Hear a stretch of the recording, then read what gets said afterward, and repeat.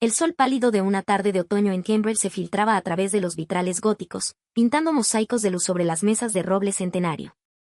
En el aula de seminario, el aire olía a libros viejos y a la tensión silenciosa que precede a una discusión académica intensa. Mateo apretó el bolígrafo entre sus dedos, sintiendo el plástico frío contra su piel. Estaba en una de las universidades más prestigiosas del mundo, estudiando relaciones internacionales, un sueño hecho realidad para un joven de Lima. Pero en ese instante, el ambiente se había vuelto extrañamente personal, casi hostil. El tema del debate de esa semana aún no se había decidido, y la discusión flotaba sin rumbo hasta que Benjamín, un estudiante chileno de Santiago, carismático y siempre seguro de sí mismo, rompió el silencio con una pregunta que pareció absorber todo el oxígeno de la habitación.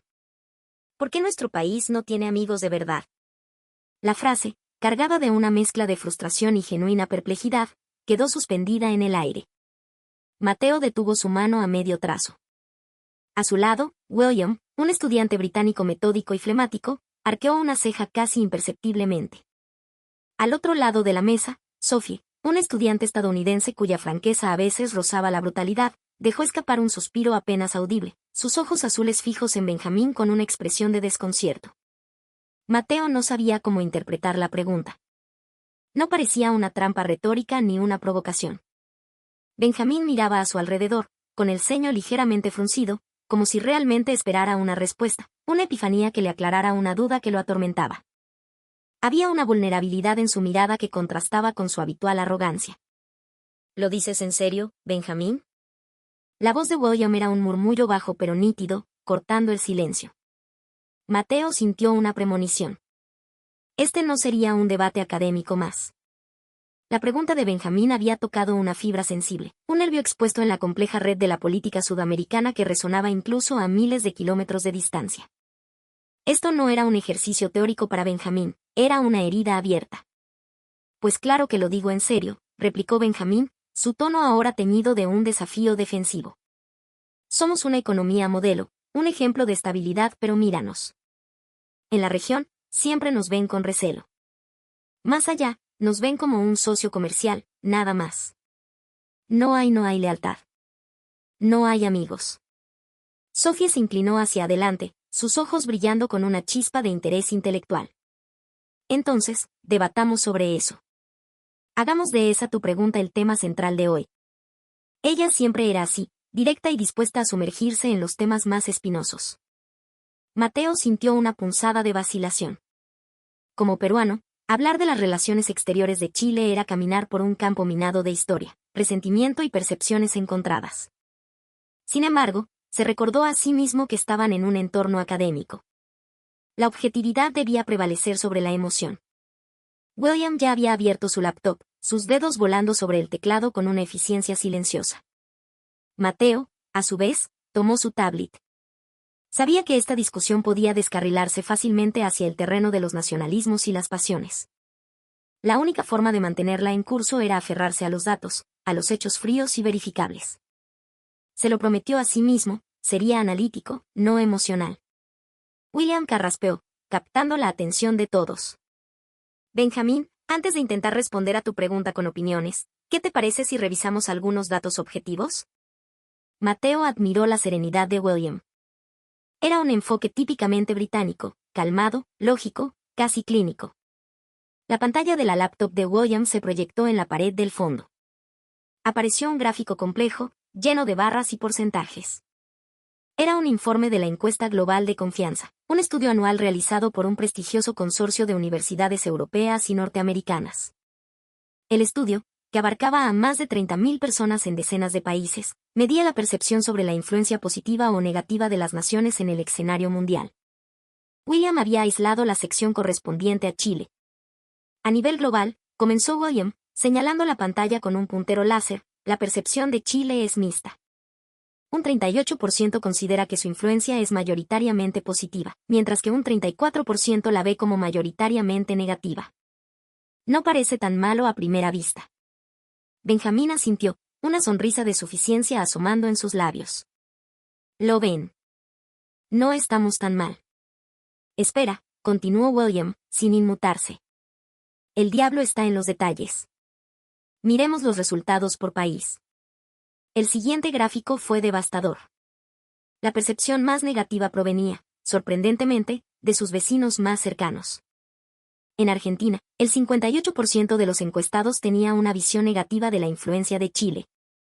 En Bolivia, la cifra se disparaba a un alarmante 72%. Incluso en países sin disputas fronterizas directas, como Colombia y México, los números negativos superaban a los positivos. Pero la cifra que hizo que Mateo contuviera la respiración fue la de Perú, un 55% de percepción negativa. Y no es solo en Latinoamérica, añadió William, pasando a otra diapositiva. En las principales naciones europeas, la tendencia es similar. En Alemania, el 49% tiene una impresión negativa. En Francia, el 45%. Aquí en el Reino Unido, es el 42%. Claramente, hay un patrón de desconfianza. Mateo sintió el peso de esos números.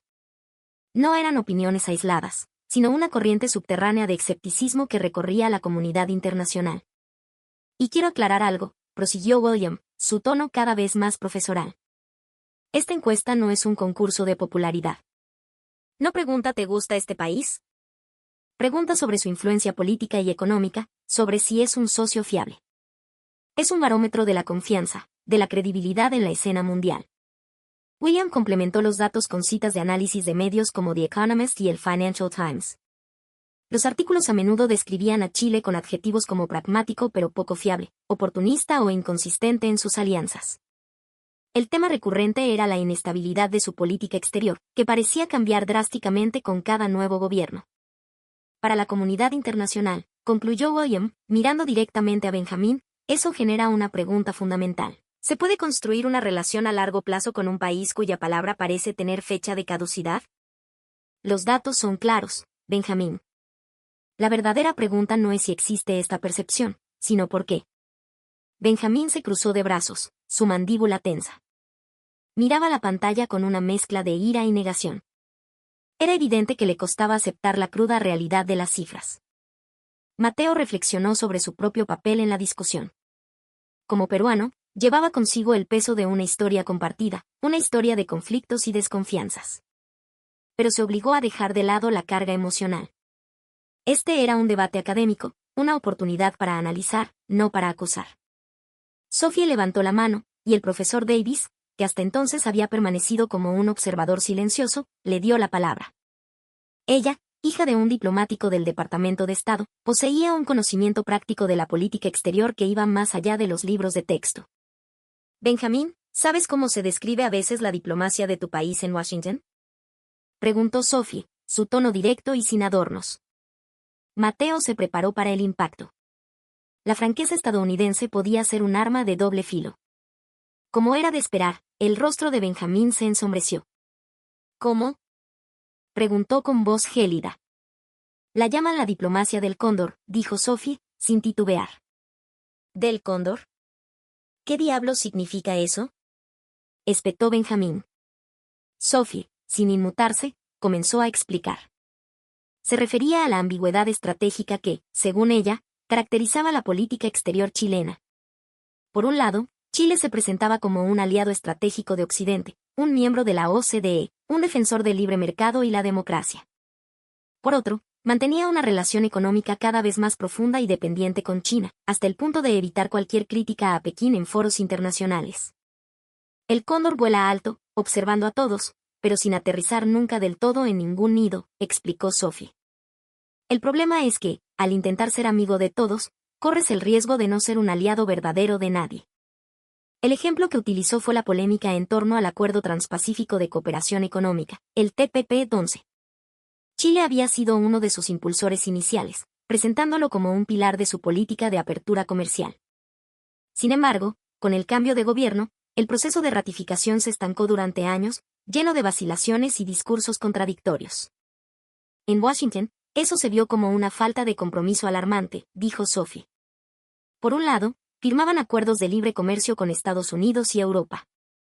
Por otro, parecían ceder ante la presión de grupos internos y, quizás, la influencia de China, que veía el TPP como una amenaza. Se enviaban señales contradictorias. La pregunta que todos se hacían era, ¿Chile está realmente comprometido con el orden liberal internacional o solo lo utiliza cuando le conviene? Mateo recordó las noticias de esa época. La incertidumbre había generado una enorme frustración entre los demás países miembros, incluido el Perú, que había ratificado el acuerdo con celeridad, demostrando una coherencia que contrastaba con las dudas chilenas. Ser un aliado implica tener una posición clara, especialmente cuando las cosas se ponen difíciles, continuó Sophie, su voz resonando con la autoridad de quien ha escuchado estas conversaciones de primera mano. La confianza no se construye sobre la ambigüedad. Estados Unidos ve a Chile y se pregunta constantemente de qué lado está realmente. Los comentarios en foros de política internacional, que Sofía proyectó brevemente en la pantalla, eran elocuentes. Chile, el socio que nunca sabe si te apoyará mañana, juegan en ambos equipos. Eran las voces de académicos, empresarios y ciudadanos comunes que reflejaban la misma percepción. La posición geopolítica de Chile era, sin duda, compleja. Pero esa complejidad, llevada al extremo, se había convertido en una hipocresía estratégica. Al intentar complacer a Washington y a Pekín simultáneamente, corría el riesgo de perder la confianza de ambos. Y esa, entendió Mateo, era una de las raíces del aislamiento que Benjamín sentía. Llegó su turno. Mateo respiró hondo. Hablar como peruano sobre este tema era delicado. No quería sonar revanchista ni arrogante. Su objetivo era aportar un punto de vista basado en la experiencia directa, la de un país vecino que había lidiado con esa inconsistencia durante décadas. Si me permites, como vecino, comenzó Mateo, eligiendo sus palabras con sumo cuidado, el mayor problema es la falta de predictibilidad. La sensación de que los acuerdos no se respetan de corazón. Benjamín lo miró fijamente. En sus ojos, Mateo vio una barrera de recelo. Abrió un archivo en su tablet, listo para presentar ejemplos concretos. El caso más emblemático para nosotros es el fallo de la Corte Internacional de Justicia de La Haya en 2014, explicó Mateo. Su voz era firme, pero desprovista de animosidad. Perú acudió a una instancia internacional para resolver una disputa marítima de manera pacífica. La Corte emitió un fallo salomónico, que ambos países, como miembros de la comunidad internacional, estaban obligados a acatar. Y en el papel, así fue. El gobierno chileno de la época declaró que respetaría la decisión. Hizo una pausa, dejando que el peso de sus siguientes palabras se asentara. Sin embargo, lo que siguió fue una campaña de desinformación y resistencia por parte de importantes sectores políticos y mediáticos en Chile. Se habló de traición, de un fallo injusto. El acatamiento se sintió como algo hecho a regañadientes, por obligación, no por una convicción real en el derecho internacional. Para nosotros, eso socava la confianza. Un acuerdo no es solo un papel firmado, es un compromiso de espíritu. Y sentimos que ese espíritu no estaba allí. Benjamín intentó interrumpir, pero Mateo levantó una mano, pidiendo continuar. Y esto no es un hecho aislado. Se conecta con una percepción más profunda, arraigada en la historia. El Tratado de Ancón de 1883, que puso fin a la Guerra del Pacífico, establecía un plebiscito para decidir el destino de Tacna y Arica. Ese plebiscito nunca se realizó de la manera acordada. La historia está llena de estos momentos, de acuerdos que se interpretan de forma unilateral, de promesas que se desvanecen con el tiempo. No estoy aquí para reabrir heridas históricas, sino para explicar por qué, desde nuestra perspectiva, la confianza es un recurso tan escaso. Se detuvo, consciente de la dureza de sus palabras. Pero era la verdad, al menos como se percibía desde Lima. La diplomacia peruana, por el contrario, se había caracterizado por su estricto apego al derecho internacional, una política de Estado mantenida por la Cancillería en Torre Tagle a través de sucesivos gobiernos de distinto signo político. Perú también ha tenido que acatar fallos que no le fueron 100% favorables en otras disputas.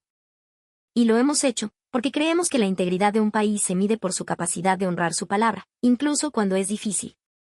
Cuando un país cambia sus posturas fundamentales con cada elección, o cumple sus obligaciones internacionales con desgana, ¿cómo se puede construir una amistad sólida y duradera? Su crítica no era solo sobre el pasado, sino sobre un patrón de comportamiento. Un patrón que, en su opinión, se basaba en una especie de diplomacia emocional, donde las decisiones de política exterior a menudo parecían estar más influenciadas por la política interna y el orgullo nacional que por principios coherentes y a largo plazo. En Internet he visto comentarios que resumen bien el sentir de muchos peruanos, añadió Sophie, interviniendo de nuevo. No dicen estamos enojados con Chile. Dicen estamos cansados de Chile. Mateo sintió una punzada de incomodidad ante esa frase, pero no pudo negar que capturaba un sentimiento real. La indignación de antaño había dado paso a una especie de fatiga, a un escepticismo crónico. Era la sensación de que, sin importar cuántos gestos de buena voluntad se hicieran, un cambio de gobierno o una crisis política interna en Chile podría devolver todo al punto de partida. Respetar los pactos internacionales es la regla más básica de la diplomacia. Es el fundamento de todo, concluyó Mateo, su voz cargada de una convicción tranquila. Había logrado exponer sus puntos sin dejarse llevar por la emoción. Benjamín, sin embargo, permanecía en silencio, su rostro una máscara indescifrable. William levantó la mano de nuevo, su expresión seria indicaba que la disección aún no había terminado. Y el problema no es solo diplomático, dijo, proyectando una nueva serie de gráficos. También es económico, y está profundamente entrelazado. La pantalla ahora mostraba la estructura del comercio exterior chileno. William explicó la abrumadora dependencia de Chile de las exportaciones de cobre y, más específicamente, de un solo comprador, China. Durante décadas, Chile ha basado su prosperidad en venderle materias primas a China. Geopolíticamente, esto es una vulnerabilidad enorme, explicó William. Los datos eran contundentes. Un porcentaje altísimo de las exportaciones chilenas tenía como destino el gigante asiático. A diferencia de otras economías desarrolladas que habían diversificado sus mercados, Chile había apostado casi todo a una sola carta. El problema es que esta dependencia económica se ha traducido en una dependencia política, continuó William. Chile no puede permitirse el lujo de contrariar a Pekín. Su economía se paralizaría. Esto explica su ambigüedad en el TPP-11, su silencio en temas de derechos humanos en China, su reticencia a unirse a iniciativas occidentales que puedan ser vistas como una provocación por Pekín. Sofía lo resumió de manera lapidaria.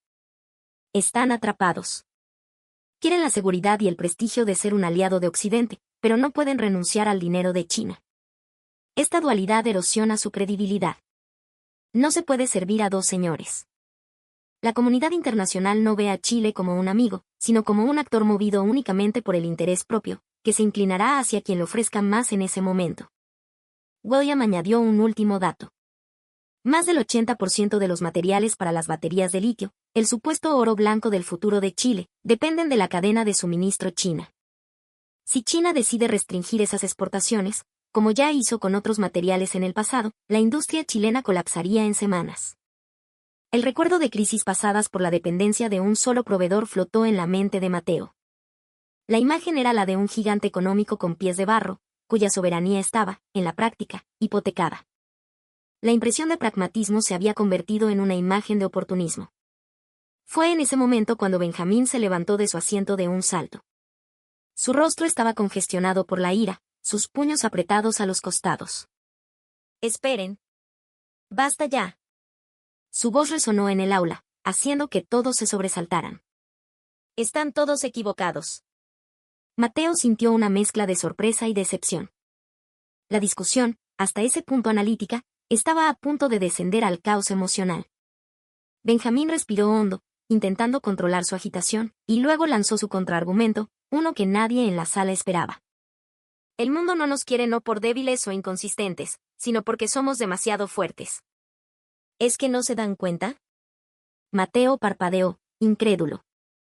William y Sofía intercambiaron una mirada de estupefacción. La lógica de Benjamín era tan retorcida que era casi fascinante. Que hablen de nosotros, que nos critiquen, es la prueba de nuestra influencia. Proclamó Benjamín, su voz cargada de un fervor desafiante. A los países débiles nadie les presta atención. Ser el centro de la crítica significa que somos relevantes, que nuestro éxito les incomoda. Es envidia, pura y simple envidia. Intentó darle la vuelta a cada punto. Y esas supuestas amistades de las que hablan son falsas. ¿La relación de Perú con sus otros vecinos? ¿O la de Argentina y Brasil? Son relaciones de conveniencia. La verdadera amistad no existe en la política internacional. Todos se utilizan mutuamente. Luego, apuntó directamente a Mateo.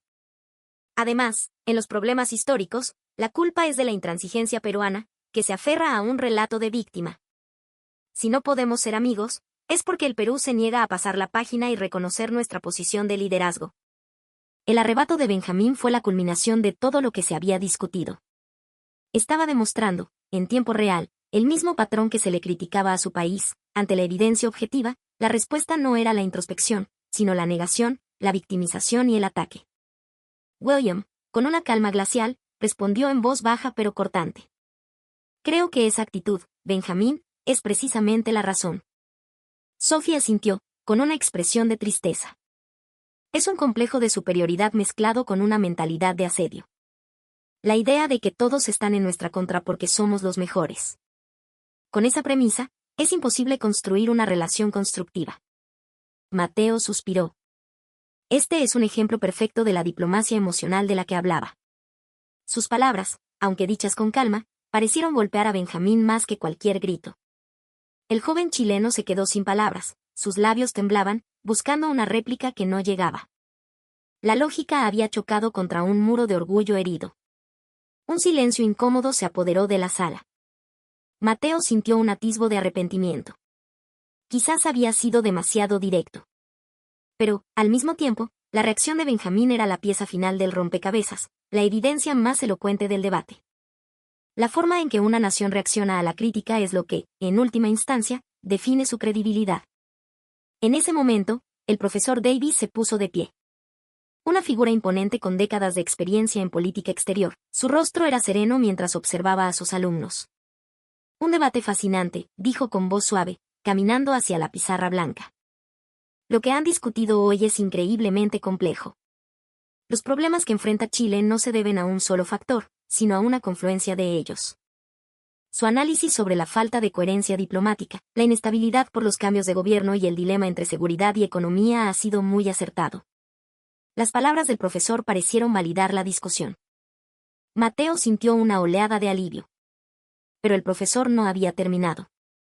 Sin embargo, continuó, su mirada recorriendo a cada estudiante, la comunidad internacional también debe esforzarse por comprender la posición única de Chile. No se puede juzgar con la misma vara a todas las naciones. Se detuvo, asegurándose de tener la atención de todos. Chile es un país con una geografía increíblemente difícil. Es una isla, en la práctica, rodeada por el océano, el desierto, el hielo y una cordillera infranqueable. Su situación no es comparable a la del Perú, con su acceso al corazón de Sudamérica, ni a la de las naciones europeas o Estados Unidos. Sus opciones siempre han sido más limitadas. Las palabras del profesor añadieron una capa de matiz necesaria.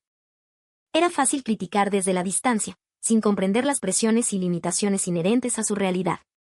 Dicho esto, prosiguió el profesor, y su tono se volvió más firme, tener una posición difícil no es una excusa para no cumplir la palabra dada. Mateo asintió. El profesor estaba reconociendo las dificultades de Chile, pero sin justificar sus fallos. Era una perspectiva equilibrada, la de un verdadero académico. Lo que Chile necesita es una diplomacia que priorice el interés nacional a largo plazo sobre los beneficios políticos a corto plazo. Una estrategia de Estado que trascienda los ciclos electorales. Y, sobre todo, una diplomacia basada en la razón, no en la emoción. Su mirada se posó en Benjamín, no con reproche, sino con una empatía comprensiva. Benjamín, entiendo tu reacción emocional. Cualquiera se sentiría atacado al hablar de su país. Pero esa reacción es, en sí misma, el núcleo del problema. La diplomacia exitosa en el siglo XXI es la capacidad de dejar el orgullo a un lado y actuar con racionalidad. Tu respuesta ha sido un microcosmos de los desafíos que enfrenta la política exterior de tu país. Benjamín, con la cabeza gacha, asintió lentamente. Parecía estar procesando la lección, no como un ataque, sino como una crítica constructiva. El profesor Davis se giró hacia la pizarra y escribió una sola palabra en mayúsculas: confianza. Para tener amigos, dijo, subrayando la palabra, primero hay que ser un socio confiable. Y eso no solo aplica a Chile. Aplica a todas las naciones. Sus últimas palabras resonaron en el aula con la fuerza de una verdad universal. La confianza, concluyó Mateo para sus adentros, era la moneda de cambio más valiosa en las relaciones internacionales. No se podía comprar ni exigir. Se ganaba, día a día, con coherencia, integridad y respeto a la palabra empeñada. Su debate ha sido excepcionalmente valioso, concluyó el profesor con una sonrisa satisfecha. Han utilizado datos, han considerado múltiples perspectivas e incluso han lidiado con la reacción emocional. Todos son elementos cruciales para entender cómo funciona el mundo. Mientras recogía sus cosas, Mateo reflexionó sobre la lección del día. Había aprendido sobre la importancia de los datos, la dificultad de mantener la objetividad, sobre todo, la fragilidad y el inmenso valor de la confianza. Pensó en el Perú. Su país no era perfecto, enfrentaba innumerables desafíos. Pero en el ámbito de la diplomacia, había algo de lo que sentirse orgulloso. La tradición de respetar los tratados internacionales, de mantener una política exterior coherente a pesar de las crisis internas, era un hecho. La confianza de la comunidad internacional no se construye de la noche a la mañana. Es el resultado de décadas de coherencia, de una postura seria y de un trato honesto con los demás. En ese momento, en esa aula de Cambridge, Mateo sintió un orgullo sereno. El orgullo de ser ciudadano de un país que, con sus virtudes y defectos, había elegido el difícil pero